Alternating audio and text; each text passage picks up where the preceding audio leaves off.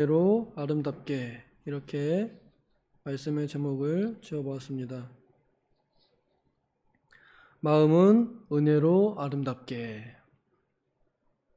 어제는 우리가 나아가야 할 방향, 예수 그리스도께서 하나님의 어린 양으로서 온전한 속죄 제물로 자신을 남김없이 다 드린 그 자리로, 그 제물로 우리도 되어서 주님의 뒤를 따라가자, 이것이 우리가 가야 할 방향이다라고 말씀을 드렸습니다.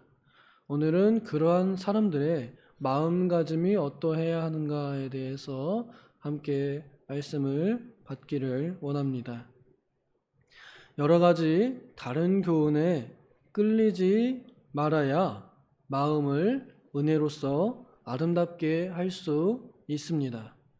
딴 생각, 다른 것들을 쫓아가다 보면 마음이 나뉘어져서 온전하게 은혜로 향하지 못하게 됩니다. 정말로 우리를 은혜 가운데에 머물도록 하려는 하나님의 의도를 방해하는 요소들이 아주 많이 있습니다.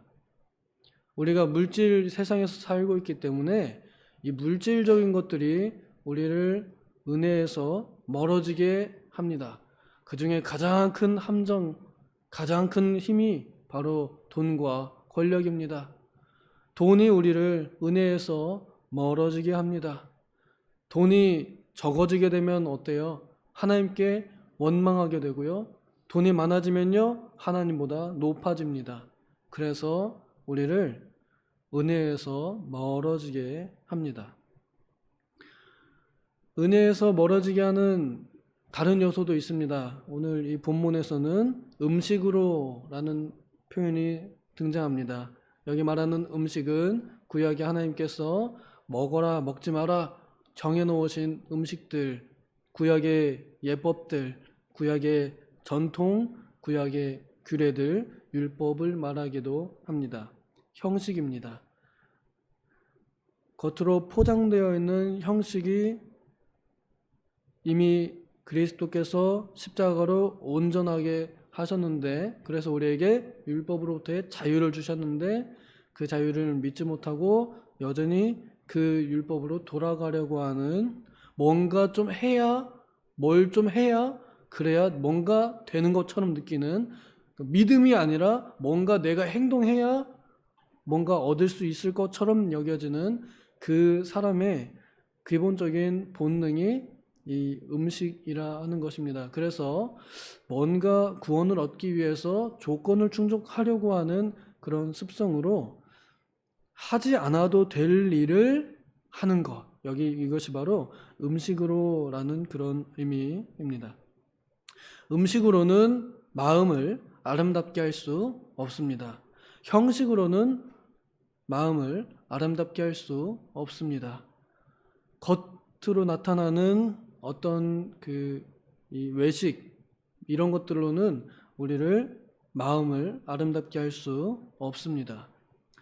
그리고 정말로 마음이 아름다운 사람은 그 안에 은혜가 가득 차고 넘치는 사람이 마음이 아름다운 사람입니다. 하나님 보시기에 정말로 아름다운 사람, 예쁜 사람입니다.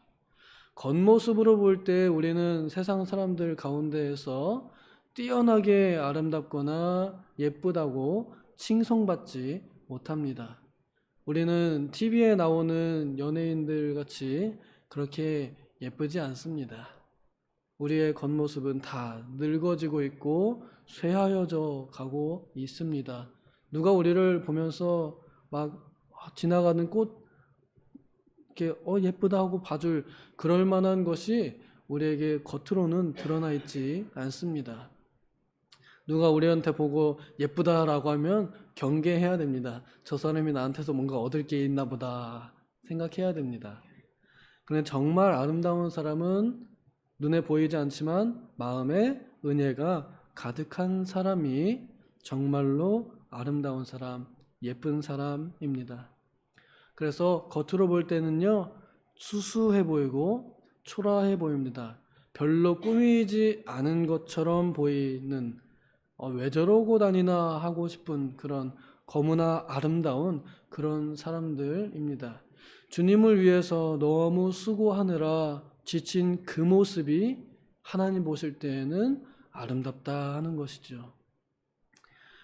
여기에 특별히 은혜라는 정의를 우리가 조금 분명하고 구체적으로 아는 것이 필요한데요. 은혜라 하는 것은요, 내가 기분 좋다라는 뜻이 아니라는 것을 먼저 부정해야 합니다. 알아야 됩니다. 은혜는 기분 좋은 게 아니다. 이렇게 알고 있어야 합니다. 흔히 우리가 예배 전에 서로 인사하기를 은혜 많이 받으세요 라고 인사하고, 그 다음에 설교 끝난 다음엔 은혜 많이 받으셨습니까? 라고 이렇게 인사를 하지요.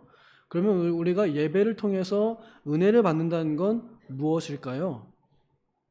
예배를 통해서 우리가 은혜를 받는다는 것, 예배의 모든 순서, 행위, 찬양, 기도, 말씀 듣는 것, 말씀 전하는 것, 말씀 행하는 것, 다 내가 기분이 좋아지면 이제 예배 끝나고 나서 은혜 많이 받으셨습니까? 그러면은 네, 은혜 많이 받았습니다. 이렇게 말하고, 내가 기분이 나빠졌으면은 어떻게 해요?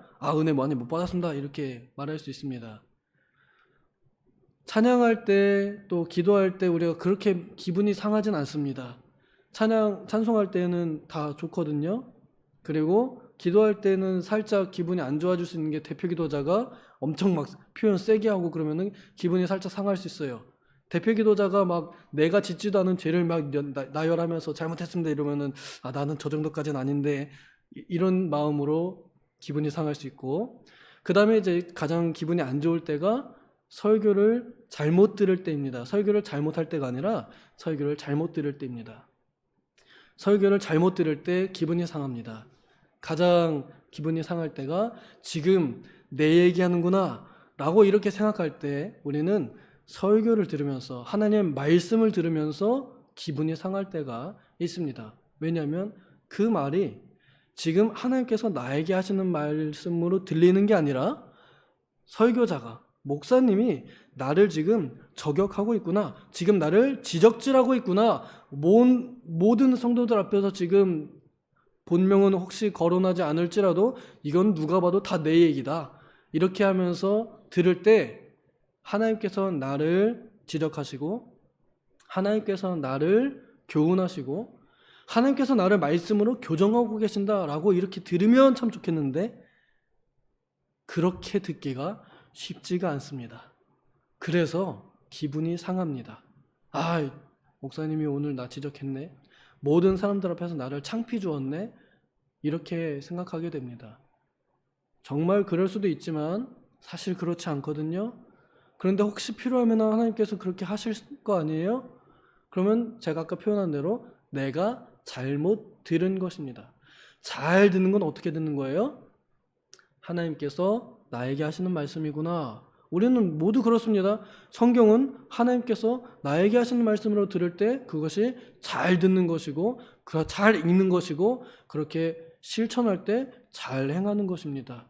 복이 있는 태도요, 복이 있는 마음가짐입니다. 그래서 하나님의 말씀을 듣고서 나에게 하시는 말씀이구나, 내가 진짜 잘못했구나, 내가 좀 더 잘해봐야겠다, 주님 죄송합니다, 이렇게 반응이 나오게 되면 그 사람은 은혜를 받은 것입니다. 그러면 이제 설교 듣고서 기분이 나빴을 때 누가 나한테 은혜 많이 받으셨습니까? 라고 물어보면 어떻게 돼요? 네, 은혜 잘 받았습니다. 진짜 은혜 받았습니다. 이게 진짜 은혜 받은 거거든요. 근데 우리는 듣기 좋은 말 하면은 아멘 아멘 하면서 은혜 받았다 그래요. 그거 착각입니다. 모두 다 부자 되시길 바랍니다. 아멘. 우리는 안 하시네요. 모두 병 고침을 받으시길 원합니다. 축원합니다. 그러면 다 아멘 하시고, 그럼 반대로 전도하시다가 욕 먹으시기 바랍니다. 전도하시다가 뺨 맞으시기 바랍니다. 이러면 누가 아멘 하겠어요? 별로 아멘 안 합니다. 핍박 받으시기 바랍니다. 전도하시다가 병 걸리시기 바랍니다. 이러면 별로 아멘 안 합니다. 오히려 나가서 욕합니다. 목사님이 나보고 전도하다가 병 걸리고 죽으란다 이러면서 오히려 기분 나빠합니다. 이건 뭐예요? 은혜 받지 못한 증거입니다. 좀 더 구체적으로 은혜란 무엇이냐? 예수 그리스도의 십자가로 가까이 가는 마음이 은혜입니다. 쉽게 말하면 예수 그리스도의 십자가가 은혜입니다. 인류에게, 천하 인간에게 예수 없이 은혜 없습니다. 십자가 없이 예수는 예수가 아닙니다. 십자가 없이 예수님은 우리의 구원자가 아닙니다. 그렇기 때문에 오직 은혜는 십자가를 통해서만 우리에게 옵니다. 그러면 유일하게 은혜란 십자가입니다. 십자가 이외에는 은혜가 아닙니다. 십자가 이외에는 은혜가 오는 다른 방법이 없습니다. 그러므로 돈이 나에게 은혜가 되거나 아니면 내 자식의 성공이 나에게 은혜가 되거나 그런 내가 원하는 것이 나에게 은혜가 아니라 혹 내가 원하지 않아도 나에게 짊어주신 그리고 주께서 보여주신 십자가가 우리의 유일한 은혜입니다.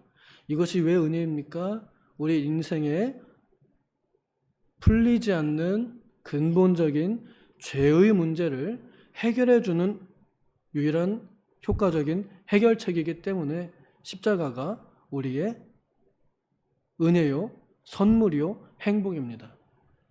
그러므로 우리 인생이 죄에서의 자유를 얻게 근심에서 기쁨으로 변하게 한 것이 십자가이기 때문에 그래서 십자가가 은혜의 유일한 방법이요 또 길이라는 것입니다. 잠언 17장 22절에 마음의 즐거움은 양약이 되고 마음의 근심은 뼈가 썩게 한다 이렇게 말하고 있습니다. 우리의 마음을 정말로 기쁘게 하는 것, 그래서 내 마음의 근심의 근원을 없애버리는 죄의 이 근원을 근심을 없애버리는 것이 우리의 구주 예수 그리스도의 십자가이므로 그 십자가를 내가 내 십자가로 여길 때 그때 정말로 은혜를 받는 것이요 정말로 은혜 안에 있는 것입니다. 내가 지금 보는 시야 안에 그리스도께서 십자가에 못 박히신 것이 밝히 드러나 보일 때 나는 은혜를 보고 은혜 안에 사는 것입니다.